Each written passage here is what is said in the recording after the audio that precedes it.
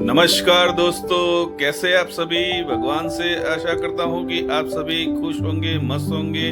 चलिए आज फिर आपके लिए एक नया ब्लॉग लेके आया हूँ, जिसमें आज आपको मैं 4 तीर्थ धामों के दर्शन करवाने वाला हूँ। जी हाँ, तो चलिए आपको शुरुआत करवाता हूँ पहले धाम से, जिसका नाम है कबीरवड़। हाँ दोस्तों, तो कबीरवड़ जाने के लिए अहमदाबाद से यदि आप जाते हैं तो 200 किलोमीटर के आसपास होता है।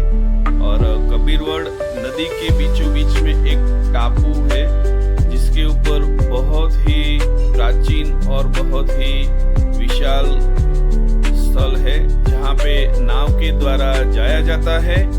और अभी हम लोग यहाँ पर दर्शन करने आए थे, मगर आज बारिश की वजह से नदी के अंदर पानी बहुत तूफान मार रहा है।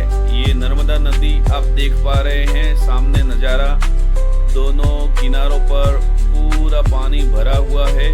और यहाँ पे सरकार के द्वारा, प्रशासन के द्वारा चेतावनी जारी की गई है कि किसी भी तरह की कोई भी बोटिंग की गतिविधि नदी के अंदर नहीं की जा सकती है।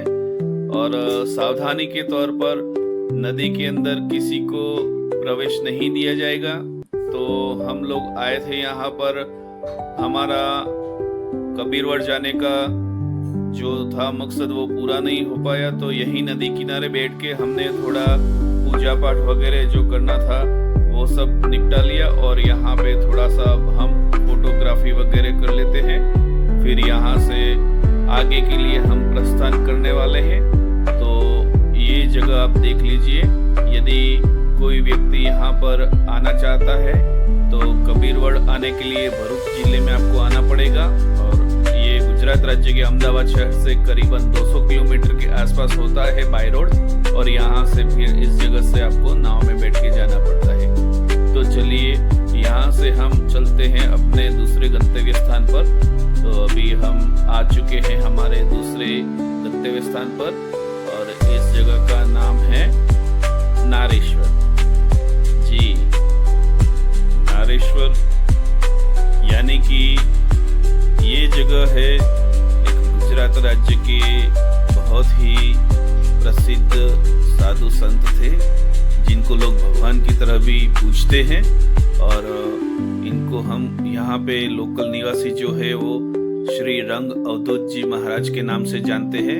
इनका आश्रम भी यहीं नदी किनारे यानी नर्मदा माता के नदी के किनारे पे, तट पे बनाया हुआ है। और दूर दूर से लोग यहाँ पे नारेश्वर में दर्शन करने और नदी में डुबकी लगा के स्नान करने के लिए आते हैं। यहाँ पे नर्मदा माता की पूजा पाठ भी करते हैं, मगर अभी प्रशासन के द्वारा ये चेतावनी जारी की जा रही है बार बार।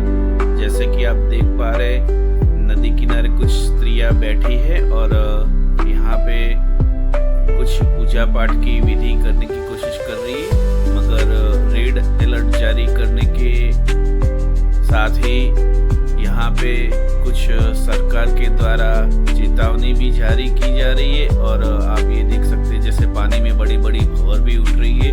गलती से यदि कोई इसमें फंस गया तो समझो वो डूब गया। तो कुछ तैराक लोग यहाँ पे बोट के साथ में तैनात खड़े हैं, और पुलिस प्रशासन भी यहाँ पे सुरक्षा की देख रेख करने के लिए मौजूद है।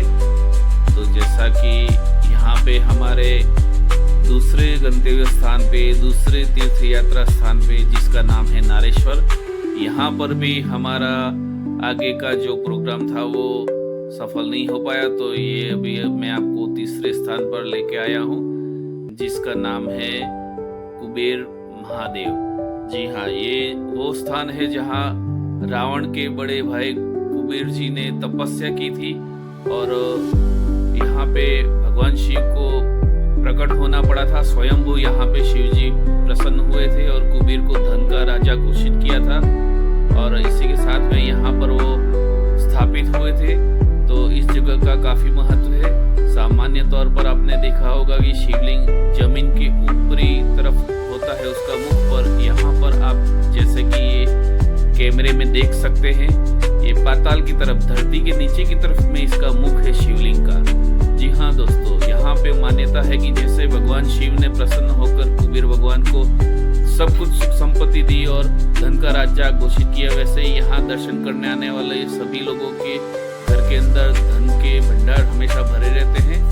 तो अभी हम निकल चले हैं हमारे दूसरे, तीसरे या चौथे गंतव्य स्थान पर, जो कि आज के दिन का अंतिम हमारा ये जगह है घूमने के लिए। और ये आप जैसे देख रहे एंट्रेंस गेट है, तो ये है लोकल हम नीलकंठ, वैसे नीलकंठ धाम नाम है इस जगह का, मैं आपको बताना चाहूंगा, मगर लोकल निवासी जो यहाँ गुजरात के हैं वो इनको पोइचा के नाम से, जी हाँ, पोइचा के नाम से इस जगह को लोग जानते हैं। और आप दोनों तरफ देख पा रहे, जैसे ही हमने गेट से एंट्री की है वैसे ही अंदर जाने का काफी लंबा चौड़ा और बहुत ही खूबसूरत नजारा है। दोनों तरफ हरी हरी हरियाली है, इन्होंने काफी अच्छी तरह से सब कुछ मेंटेन किया हुआ है। एंट्रेंस गेट के बिल्कुल अंदर जाते ही तुरंत ही हमारे राइट साइड में गौशाला भी थी, जो कि मैं आपको बताना भूल गया। अगर आपको देखना हो तो रिवर्स करके आप देख सकते हैं वीडियो को। और अभी मैं आपको लेके आया हूँ, ये यहाँ से पार्किंग प्लेस इनका स्टार्ट होता है, जो कि काफी बड़ा विशाल पार्किंग है इनके पास में। यदि आप अपना पर्सनल निजी वाहन लेकर आते हैं तो भी, और यहाँ बड़ी बड़ी लग्जरी बस वगैरह प्राइवेट बसें जो बड़ी बड़ी आती है उसका लेफ्ट साइड में पार्किंग दिया गया है। और हमारे राइट साइड में जैसे कि अभी ये आप देख पा रहे हैं, ये देखने के लिए और घूमने के लिए बहुत ही काफी खूबसूरत जगह है। यहाँ पे बच्चे काफी पूरे अच्छे मन से पूरे दिन भर एंजॉय कर सके ऐसी व्यवस्था है। और बिल्कुल थोड़ा सा आगे जाते ही हमारे लेफ्ट साइड में मुख्य मंदिर है, और मंदिर के बिल्कुल सामने की तरफ में छोटे साधन यानी कि 4 व्हील के खड़े रहने के लिए काफी बहुत बड़ा विशाल पार्किंग है। तो हमें यहाँ से धीरे धीरे जाना पड़ेगा। और मंदिर देख सकते हैं हमारे लेफ्ट साइड में कि ये प्रवेश द्वार है। और हम लोग पहले तो क्या करते हैं, पार्किंग में हमारी कार को पार्क कर देते हैं, फिर आगे का जो कुछ भी है यहाँ का थोड़ा बहुत मैं नज़ारा दिखाने की आपको कोशिश करता हूँ। तो यहाँ पे देखिए फास्टैग से पेमेंट लिया जाता है पार्किंग का, जो कि पहले सुविधा नहीं थी मगर काफ़ी अच्छी सुविधा कर दी गई है। सामने ही लेफ्ट साइड में शौचालय की भी फ्री में सुविधा है। और राइट साइड में आप जो देख पा रहे हैं वो यहाँ पे यदि कोई यात्री रात्रि निवास करना चाहता है तो उसको ठहरने के लिए यहाँ पे जो सुविधा प्रदान की जाती है उसका जो बिल्डिंग है वो है। और मैं आपको बाद में बताऊंगा उसका क्या नाम है, तो अंत तक बने रहिए। अभी तो हम आ पहुंचे हैं पार्किंग के अंदर। जैसा कि आप देख सकते हैं दोनों तरफ में कितना बड़ा गाड़ियों का पार्किंग लगा हुआ है। यहाँ पे फ्री में गाड़ी आप पार्क कर सकते हैं। और साथ ही यहाँ पे ड्राइवर के लिए ठंडा पानी पीने के लिए भी मशीन लगाए गए हैं।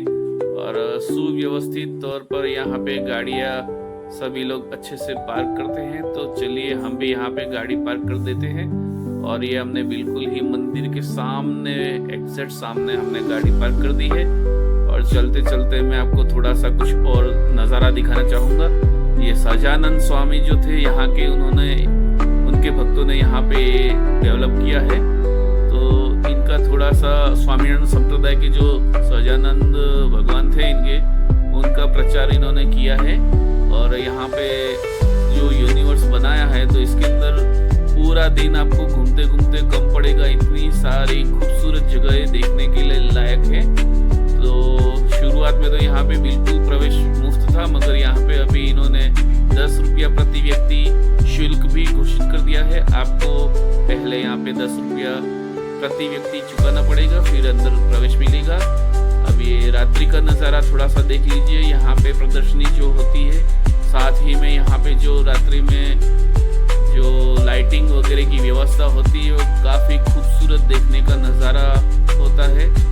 आपसे एक रिक्वेस्ट है कि यदि आप यहाँ पे आ ही गए हैं तो यहाँ का लाइट शो वगैरह देखने के बाद ही घर की तरफ प्रस्थान करें, क्योंकि दिन में जो नज़ारा देखने के लिए होता है आपके पास में, उससे भी दुगना काफ़ी खूबसूरत नज़ारा यहाँ पे रात्रि के दरमियान आपको देखने के लिए मिलेगा।